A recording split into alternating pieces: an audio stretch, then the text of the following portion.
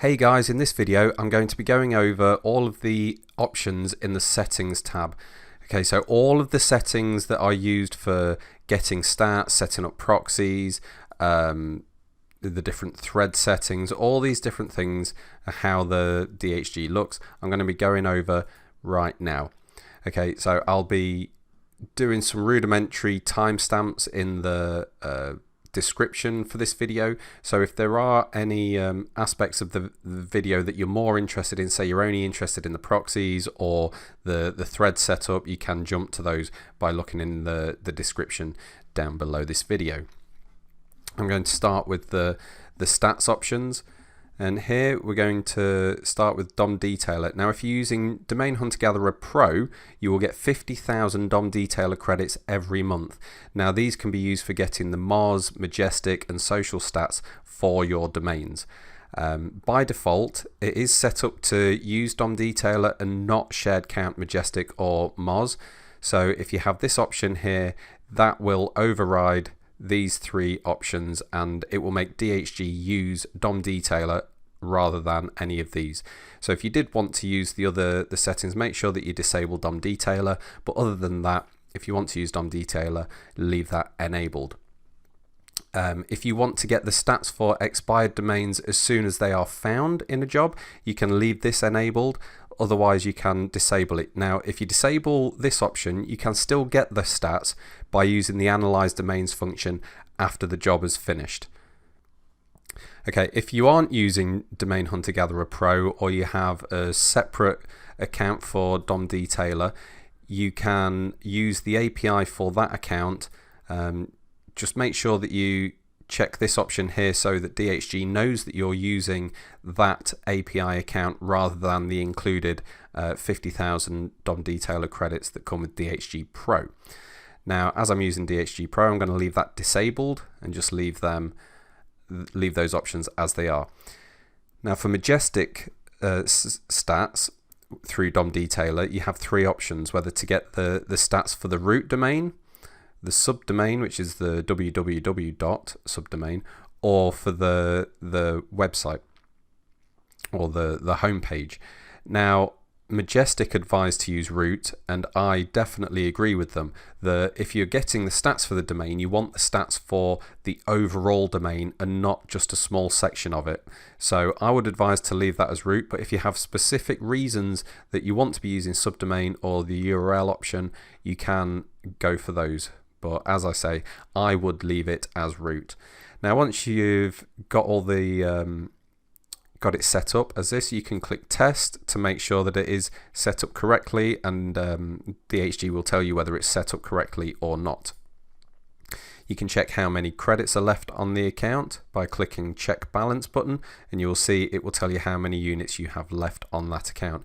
If you don't have any credits left, you can buy credits, and if you buy credits and when setting up the account on the DomDetailer website, if you use the same email address as you have for your DHG account, the credits will automatically be usable in DHG without having to set up any API or anything like that. So that's all easy as it could possibly be. Okay, so if you don't want to use DomDetailer, or say you have DHG Premium and you want to use either shared count, Majestic, Moz or Ahrefs for getting stats, you can do that from here. Okay, if you're using shared count to get your social stats, you need to copy the API key as found on their website into this input here, and then choose whatever access plan you're on. So if you're on a free plan, make sure that you select free. If you're on Plus or Business, you can select one of those two. If you don't have an account for shared count, you can get one for free by clicking on this link here and then just signing up for your account there. And once you've signed up, you should get an API key that you can enter in here. And obviously you can click the test shared count account here, and DHG will tell you if the account is set up correctly and whether it's usable. Ahrefs is slightly different in that you already need an account and it needs to be a paid account, but once you have your paid account, you can get the API key by clicking on here, and then the Ahrefs website will prompt you through a few steps, and then once you've done that, it will give you a token key that you can enter in here and then use that to get the Ahrefs stats from any of the tools, the Auction Hunter, the Web 2.0 Hunter, or the Expired Domains Hunter. There's a Test Ahrefs account button here. Clicking that will check if DHG is able to communicate with Ahrefs via that token. Majestic is very similar to Ahrefs in that you do need a paid account to use this. So you can register for your account here. Once you have your account, you can get an API key for using Majestic by clicking on the Get API Key here. And similar to the Ahrefs website, it will prompt you through a few steps, and then once you've done that, it will give you an API key that can be entered in here. Now, as you have up here, there is the option to check the details as the root domain. I do advise leaving this checked and that you do check for the stats as root domain, as you do want to know the quality of the whole domain and not just a section of it. Once again, you have the Test Majestic account button here. You can click on that button and it will tell you whether the account is usable. Moz is slightly different. You can use a free account with Moz. So if you are using a free account, make sure that you check the Moz account is free option here, and then it will just get the stats that are available on a free account. On the Moz website, you will see that there is a Moz access ID and a secret key. You need to input each one into the relevant inputs here. And then once you've done that, you can test the Moz account is working. Now, do be aware that Moz have very tight restrictions on how often you can use the API with them. And that includes their paid accounts as well. So unless you are on a specific API account, I wouldn't advise using this for more than a couple of domains at a time, because you will find that the account that you're using will likely get blocked. So that's the domain stats options there. Now we're going to move on to the proxies options. Now, if you just have one proxy list and you want to use those proxies for every use, then I would advise to click to check this option here, which is to use this proxy list, and then also to check these options here. Now what this does is you're telling DHG to use the proxies in this list when you enable that, and you are telling it to use it for auction searching, quality checking, which is the Analyze Domains tool, and also searching and expired domain crawling and Web 2.0 checking. Okay, so the simple option generally is to just enable the proxies for all of these uses. Now, proxies can be entered in the format IP:port if they are authenticated by your IP address, or if they are authenticated via a username and password, you will want to enter each proxy in the format IP followed by a colon followed by port followed by another colon, and then you enter in your username followed by another colon and then password. And you will do this for each proxy in the list, one by one. So each proxy is on its own line, and it has to include the IP colon port, and then if it's username authenticated, it must then be colon username colon password. If you hover over the input here, you will see that it pops up a little note showing you the accepted formats. Now you can choose to load in the proxies from a file. It will do this periodically every hour or so, and to do so you will check this option here and then browse for the file, and wherever the file is, select that file, and then when you apply and save the settings, DHG will know to load the proxies from that file every hour. Now I'm just going to paste in a list of proxies here, just so that we can see the proxy tester here. Now I've entered in 24 proxies, and when I click the Test Primary Proxies button, it should show that it's imported 24 proxies. Now the tester is going to run with 5 threads, because generally you're not going to be checking thousands of proxies. You shouldn't need to increase this too much, but the option's there in case you do. So to get these proxies tested, we're just going to click the Start button, and straight away we should start seeing this table filling up with results of the test. Now you'll see there's 4 columns: checked, working, anonymous, and latency. The checked column will show you when a proxy has been tested. Now if it's working, you should then see a check mark in the working column, and if the proxy is hiding your IP address, you should see it say show a check mark in the anonymous column. We also have latency, which shows how long it took for the proxy test to complete.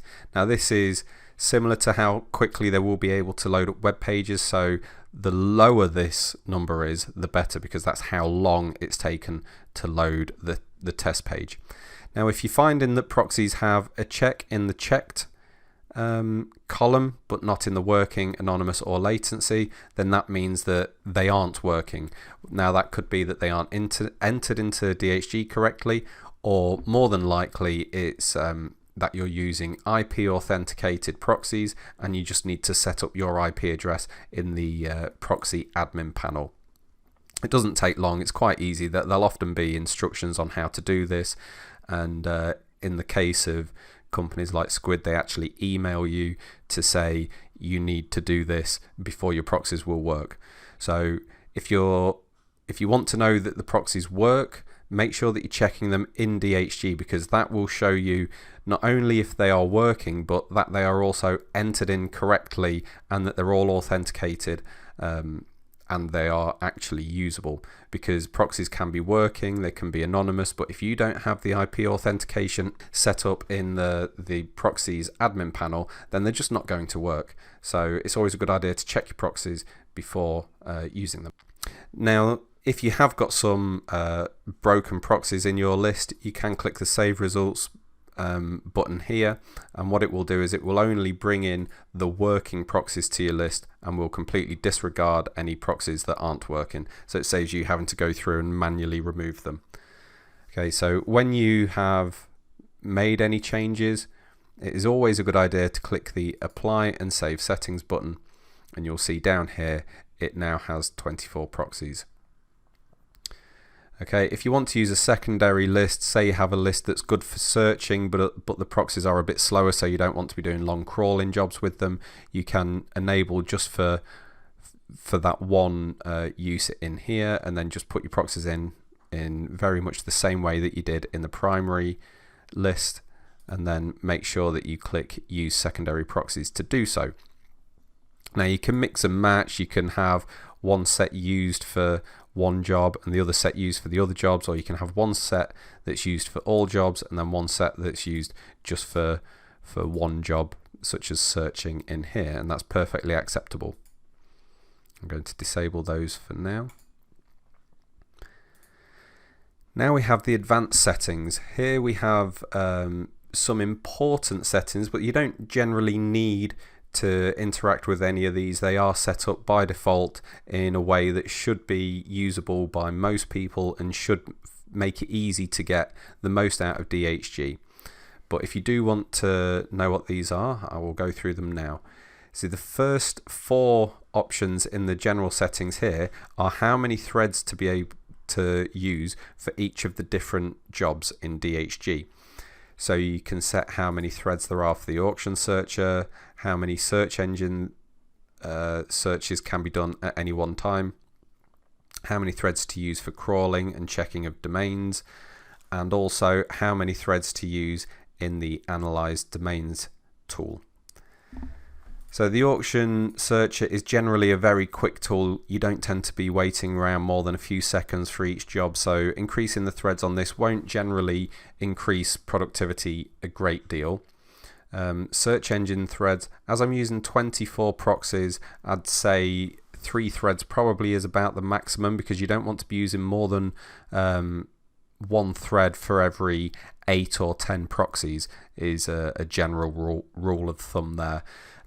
If you set this higher, jobs will complete a bit quicker, but you will find quite quickly that your IPs or your proxies have been blocked by the search engines, and generally having it set at a lower, more sustainable level will get you more domains, more accounts in the long run than setting it higher getting your IPs blocked and then having to request new proxies to get over that.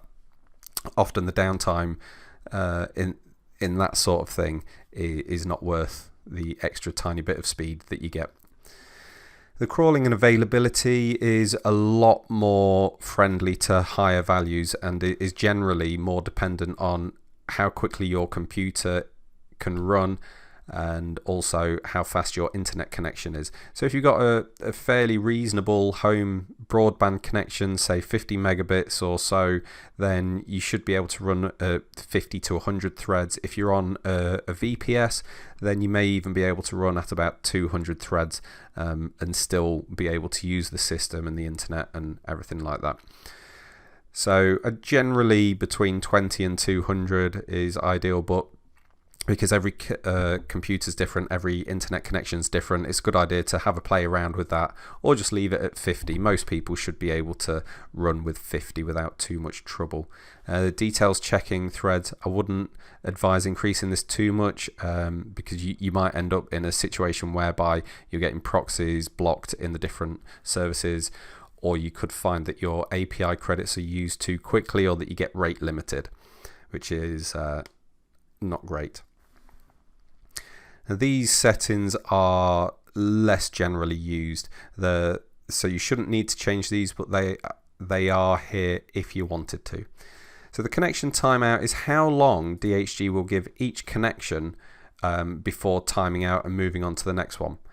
So 60 seconds is fine. Generally, if a page isn't responding after 60 seconds, then it's just not going to respond at all. So you can just give that up as a bad job and move on to the next one. You can lower this and that will speed things up slightly on slower sites, but you may find that you're missing some pages, especially larger pages from older websites. But yeah, generally between sort of 20 and 60 is fine for that. The search delay here, I would not advise lowering this past 60. This is how often each proxy can perform a search. So every 60 seconds, one of your proxies can be doing a search job. You can set this lower if you've got lots of proxies, but generally it's a bad idea to decrease the amount of time between searches, because the more often you do searches, certainly in Google, the more likely you are to get that IP blocked by them to prevent you getting any more results. So again, I generally prefer to take that side of it a little bit steadier, just so that I'm not having to request my proxies be recycled very often. Okay, you can name the instance up here. So say you have multiple instances of DHG running on your one computer, which can be done on a single license. You might not know which instance is running, say, a hunt from keywords and which one is running a hunt from website just at a glance. So you can name the instance here, and that should show up in your task manager, the task bar, and the title bar as well. You can opt to minimize to the system tray. So when you minimize using the minimize button up here, it doesn't put it down in the taskbar, but it puts it into the system tray. Max pages per level. This is for the expired domain hunter tools. Here you can set how deeply into a website you want to crawl to look for domains. Now each level has a maximum number of pages in it before it will just go on to the next level. It's to prevent massive memory over allocation. Now if you're running just a few levels, then you can set this much higher without any adverse effects. But if you are to be crawling a large website such as Wikipedia and you had this set at say 1 million, then you'd quickly find that your installation is using far more memory than probably is necessary. So setting it at 75,000 allows DHG to crawl deeply into websites without really running up too much memory, and just allows things to run a bit more efficient. Setting this higher or lower likely won't impact speed or accuracy a great deal, other than if you get it particularly wrong, you could end up getting to the point where things start to slow down. So generally, better off leaving that as it is, but the option's there if you ever wanted to have a play around with it. Here we have the backup option, so that if ever you have a power cut, or say Windows forces a restart because of a Windows update, you won't lose the domains that you've found from that job. So while the job is running, periodically it will save the domains that it's found to a file, so that if you do get a forced restart or anything like that, you can always come back to it, and you won't be able to continue on with the campaign, but you at least won't have lost any of the domains, which is probably the most important part in my opinion. Now, the last option is whether to validate the proxies when saving the settings. This won't actually check that the proxies are working. It won't run a full proxy test, but what it will do is it will check the validity of how you've entered in the proxies. So say you've put in the proxies as port:/IP as opposed to the other way around, which would be correct, then you would get a prompt saying, oh, there are some invalid proxies in your list. Do you want them removing? Next we have using a custom user agent. DHG does actually use different user agents for different tasks. Mostly it uses the user agent from Chrome, and it is updated periodically. So if you leave this set as is, DHG will always be using a fairly modern user agent, so the websites that you're visiting will just assume that you are a desktop computer user, as that's the user agent that you're using. So if you wanted to change that, you would need to check this option, and then you could put in whatever user agent you wanted. It's completely customizable. But for example, if you wanted to change it to the Google web crawler, or something like the Wayback Machine, you could change it to look like that. Okay, I'm going to disable this because I generally am quite happy for DHG to handle that for me. Now remember to always click the Apply and Save Settings button whenever you make any changes, just to make sure that they are set up correctly. Here we have the bad words list. If you want to prevent crawling for a page that has one of bad words that you enter in, so say you want to block out any pages that have anything to do with pharmacy related content, or anything adult really, gambling, things like that, you can put in any word here that you want to block the crawling of, and check that option to prevent the crawling of the page. So if any of the words that you have in here are detected in the page's content, then DHG will just skip that page altogether, not even bother looking for domains. Or if you want to prevent the checking of domains that have that word in them, but perhaps the content doesn't, then you can select that option there. Now DHG does come with a list of bad words included. So you can click on the Use Default Bad Words list, and it will put in a list of the fairly generic adult related words in here. You can delete these and put in your own, or you can add to that list. Entirely up to you. That option is there. We have the option here to ignore commented links. So a web page can have some text inside it that is commented out, and what this means is that the visitor will never actually see that text. Now it should also mean that the likes of Google, Yahoo and other websites should completely disregard the content that is commented out. So these don't always have the links that you think they do, so it can often be a good idea to check that option and to block that out entirely. This is just to give you the option of whether to open up the domain in a domain registrar when you double click on it. So when you found a expired domain, if you double click on that domain in the list, it will open up the web page to register that domain. You can disable that behavior by unchecking that option there. Now here is the option to have results from any job automatically entered into the relevant list. So while the auction hunter is running, whenever a new domain is found, it will automatically put it into the auction hunter domains list. The same for the Web 2.0 hunter or the expired domain hunter. Now if you want the domains to stay in the respective tool, you can do that until the end, and then it will automatically bring all of the domains in at once. You can get that functionality by disabling these options, but if you want the domains to show up in the list as the tool's running, you can leave them enabled.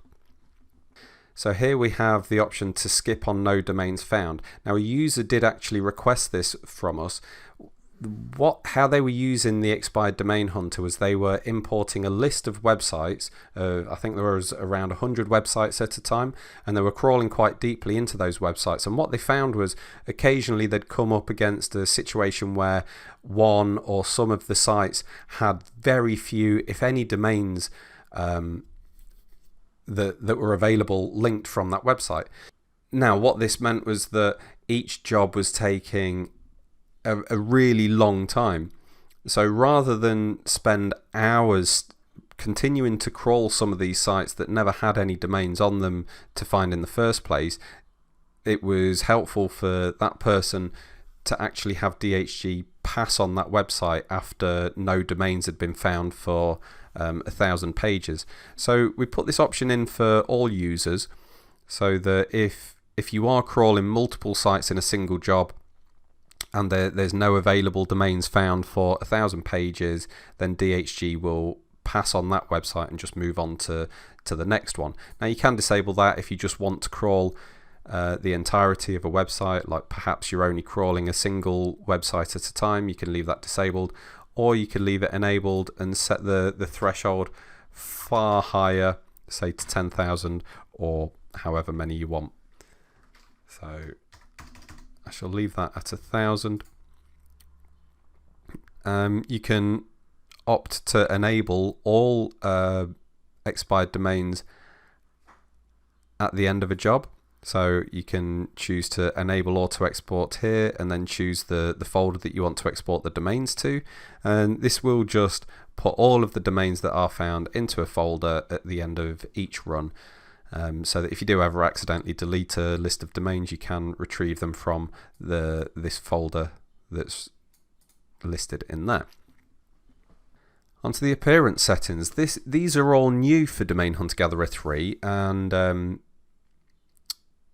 yeah, some people have actually requested dark mode in the past. I know some users like to keep their entire desktop dark, so that if they're working at night, their eyes aren't getting bombarded by light. So we've got dark mode. To enable it, it's just literally click on that there, and you'll see all of the domain lists and controls are now all dark. So you can have that as an option. You can change the color mask to look completely different. So it maintains the blue aspect of the controls, but it will put a color mask over it. So you can change the way it looks with that. The tab sizes. Now these are the tabs that this option is referring to. So you can set them or leave them as large, set them as small, or you can hide them all together. See, now if you hide them all together, you can still get to the different tools by using the buttons on the left hand side here. So I like to run it with large because my eyes aren't as good as they were, so I like having a little bit of extra space, so I'll leave that as default, but the option's there. Now also, if you wanted to hide this window title bar, you can do so just by checking that option, and you can see that that's now no longer there. You can still move the form around and things like that. So that's what it looks like without the title bar. Now next up we have notifications. Now you can set DHG to send you an email notification whenever a job is finished. So to do so, we can set whatever subject we want. You can have this tag here, and this will put in the time into the email, or the email subject at least, so that at a glance you can see what job it is that has finished. So in here you need to set up where the email is going to be sent to, which is the email recipient. So I'm just going to put recipient@email.com in here, and then the sender is going to be sender@email.com. So this will send an email from sender@email to email recipient@email.com. Now obviously you would want to be setting this up as your own email address, or one where you want to receive notifications to, and this could be any email address that you can send from. You will need to have SMTP access for this, so to do so, to get it working, you will need to put in the relevant details for this domain. So if you're using Gmail, you'll need to put in the Gmail SMTP. If you're using Hotmail, you'd have to use theirs, or if you're using your own server, you'd have to put in the settings for that server. Now the settings will be something along the lines of SMTP dot and then whatever domain it is that you're using. I just want to stress that email.com is not my own domain. This is just an example. These settings will not work. You need to put in the SMTP settings for your email provider, and then you'll put in whatever username it is. So it might be sender, or it might be the full email address, but it's whatever username you use to log into your account, and also then you need to put in the password for your account. Now if your SMTP provider uses SSL, you want to check that, and then once you've entered it all in, you can click test. Obviously this won't work because all of those details are false. I've just made them up, and once DHG is refused access to that server, you will be prompted to say that the test email could not be sent. Okay, that's to be expected for this example because all of those details are incorrect, but when you put in your details, they should all it should just work. To send a notification, you will need to check this option here. If you want to disable it at a later time, you can do so just by unchecking it, then save the settings, but you can leave all of your login details there in case you want to re-enable it at a later date. I'm going to disable that for now. So that's it really for the settings that you may be interested in using. There is also the work log in the settings tab here, but this is mainly used for debugging. Generally a customer won't ever have to use this unless they are prompted by support to do so, but it's unlikely that you're ever going to need to use that. It doesn't provide any useful information that might help you improve how DHG is running or anything like that. This is purely for debugging, so you can disregard that for the most part. Okay, so that's everything that I think is in the settings tab. If you've got any more questions, please don't hesitate to put them in the comment section below. I do check them, I do answer people. If you didn't want to do it publicly, you can contact us via a support ticket in the members area, or send in an email to support@domainhuntergatherer.com. But yeah, I hope that's been helpful. I know it's a long video. There will be more. I'm going to be going over some of the settings a bit more deeply. Certainly I want to go over the search settings for each of the individual tools, so they will be coming at a later date. If you have any requests for videos, do get in touch. You know, I'm always happy to hear from people and chat with you about different things. So yeah, always, if you have any questions, please do get in touch.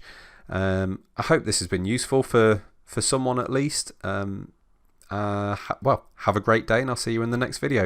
All right, cheers.